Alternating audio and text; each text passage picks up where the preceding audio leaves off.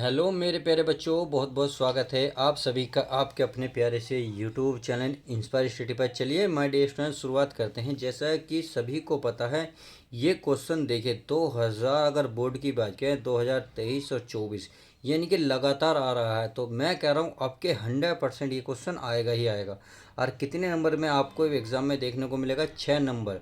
तो यदि 6 नंबर चाहिए तो आपको ये सवाल कंप्लीट देखना होगा, कंप्लीट सॉल्यूशन। ऐसा तो नहीं है, मैंने यहाँ आपको बता दिया आएगा, 100% आएगा। 6 नंबर चाहिए तो आपको देख कर ही आ जाएगा। तो आपको समझना भी होगा, एक एक लाइन का मतलब जानना भी होगा। तो मैं एक एक लाइन के अर्थ को बारीकी से समझूंगा, बस आप एक एक लाइन को समझते जाइएगा और वीडियो के लास्ट तक बने रहिएगा। तो चलिए अब शुरुआत करते हैं। यहाँ कह रहा है, क्वेश्चन बड़े ध्यान से पढ़ेंगे।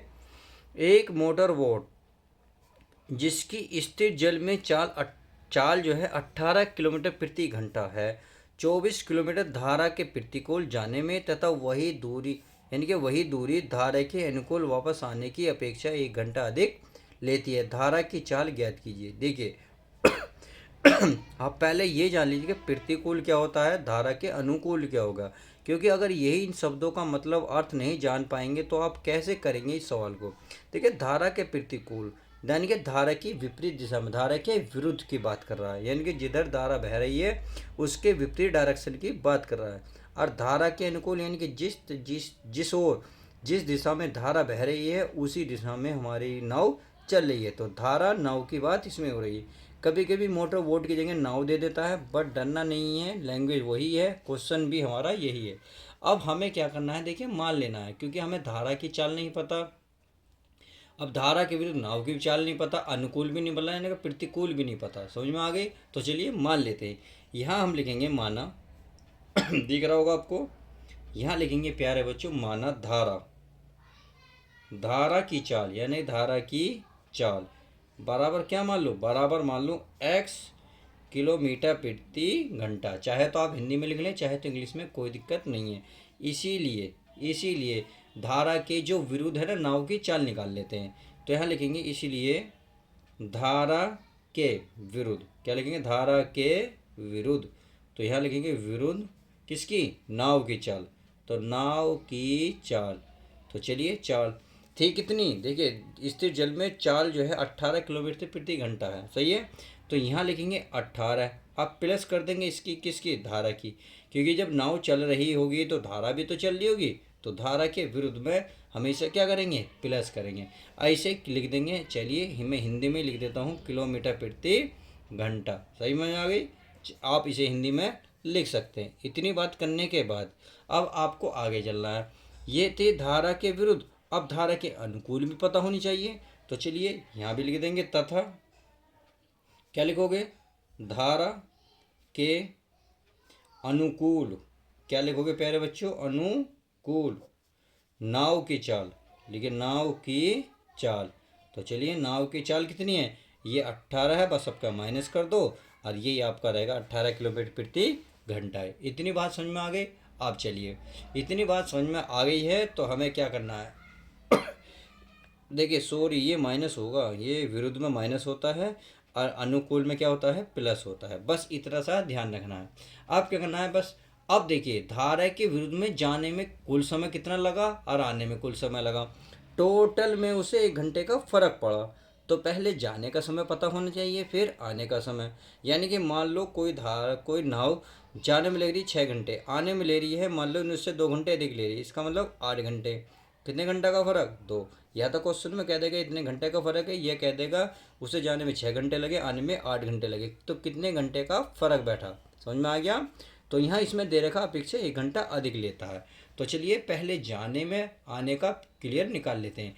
तो लिखेंगे धारा के विरुद्ध जाने में लिया गया समय। तो यहाँ लिखेंगे प्यारे बच्चों, आप लिख सकते हो अब, क्या लिखोगे, अब धारा के विरुद्ध, धारा के विरुद्ध, क्या धारा के विरुद्ध जाने में, क्या लिखेंगे, जाने में लिया गया समय, लिया गया समय। तो समय क्या होता है, समय होता है दूरी, दूरी बटे चाल। तो दूरी कितनी है टोटल कितनी प्यारे बच्चों, 24। कितनी है, 24। तो रखेंगे 24 बटे किसके, ये है विरुद्ध, और विरुद्ध में क्या है 18 माइनस के x, क्योंकि ये होता है समय बराबर दूरी बटे चाल। चाल दी है 18 माइनस एक्स। समझ में आ गया। चलिए आगे चलते हैं। आगे इसी प्रकार लिख लो। क्या लिखोगे? इसी प्रकार धारा के विरुद्ध है। अब निकालेंगे अनुकूल। बस अनुकूल शब्द का इस्तेमाल करना है। अनुकूल जाने में लिया गया समय। तो अब बताइए समय कितना होगा। अब जो भी आपको दे रखा, कितना दे रखा? 24। तो 24 बटे, बस आपको अब क्या करना है, इसमें प्लस कर देना, यानी कि 18 प्लस एक्स। क्यों? क्योंकि अनुकूल में हमने के लिए 18 प्लस एक्स लिया है। अब विरोध और अनुकूल जाने में कितना फर्क लग रहा? 1 घंटे का अधिक, यानी कि अकॉर्डिंग टू पियर्सन। आप पियर्सन अनुसार कर सकते हैं। तो यहाँ लिखेंगे पियर्सनानुसार। चलिए पियर्सन अनुसार कर लेते हैं।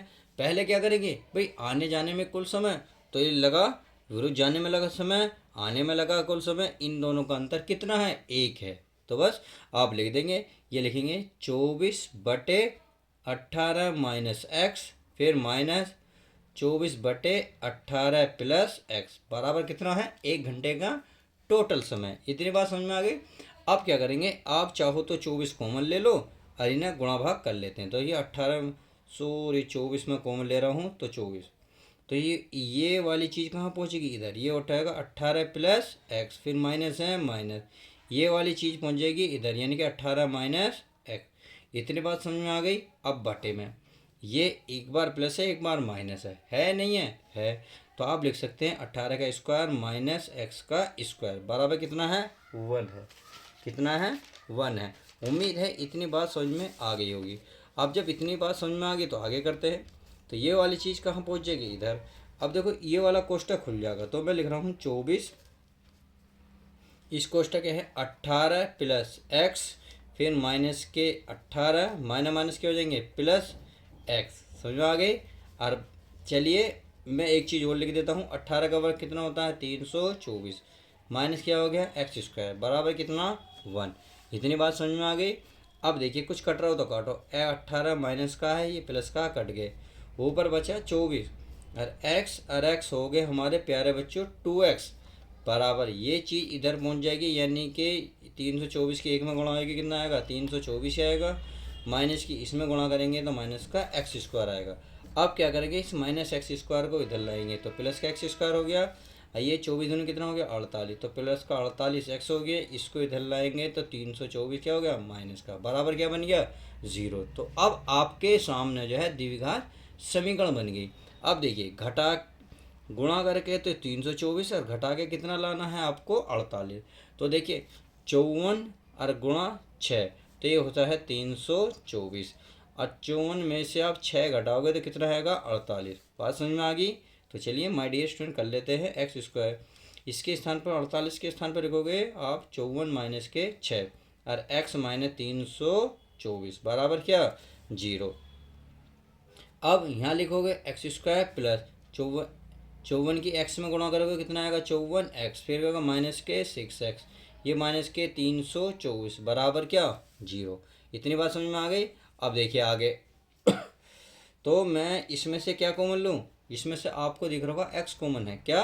एक्स। तो एक्स कॉमन लूँगा तो एक्स प्लस ये बचा हमारे पास पर बचे 54 माइनस इसमें क्या कॉमन लूँगा? 6, तो ये एक्स माइनस माइनस क्या होंगे? प्लस 6 से भाग दो, 6 पंजे 30, बचे 2, 6 चौक 24 बराबर क्या? 0। तो हमारे पास दो कोष्टक तैयार हो गए। एक तो x माइनस 6 और एक हो गया x प्लस 54 बराबर क्या बन गया? 0। देखिए एक बार तो ये वाला कोष्टक लिया, एक बार जो दोनों बचे इसको लिख लिए। क्लियर है। चलिए आगे अगर मैं x की वैल्यू निकालूं, जब हमने देखा x माइनस 6 बराबर क्या है भाई? बराबर 0 है, क्योंकि इसके बराबर 0 रख लो तो माइनस कीजिए, उधर ले जाओगे तो क्या बन जाएंगी? प्लस की, अर्थात x बराबर क्या बन जाएगा? 6। एक वैल्यू तो ये आ गई, एक आपकी ये निकलेगी भाई x प्लस 54 बराबर क्या? 0। x बराबर माइनस की किधर बन जाएंगे? 54। अब देखिए x जो है हमने क्या मान ली थी भाई? आप मैंने बताई थी ना धारा की चाल है। अब चाल कभी भी ऋणात्मक नहीं होती, तो आप यहाँ लिख सकते हो चूँकि धारा की चाल ऋणात्मक नहीं हो सकती, इसलिए लिख देना बस आप, चूँकि धारा की चाल ऋणात्मक यानी कि माइनस नहीं होती, आप इतना लिख सकते हैं, नहीं होती। अब नहीं होती तो कितनी होती है? 6। कितनी होती है? 6। और उसने यही पूछा है कि धारा की चाल बताइए, तो आप लिख देंगे इसलिए धारा की चाल, इसलिए धारा की चाल अब कितनी आई बताइए? धारा की चाल आई हमारी 6। कितनी आई? 6। तो लिखेंगे 6 किलोमीटर, किलोमीटर प्रति घंटा, और यही आपका फाइनल आंसर आ जाएगा। तो इस तरीके से आपको अगर पूरे नंबर 6 के 6 चाहिए तो इस सवाल को आप बहुत ध्यान से देखेंगे। अगर समझ में नहीं आया तो वीडियो को दोबारा देखिएगा, क्लियर हो जाएगा। तो चलिए मिलते हैं ऐसे ही धमाकेदार वीडियो के साथ। जब तक के लिए दोस्तों good bye, take care, love you guys, प्यारे बच्चों अपना ध्यान रखें।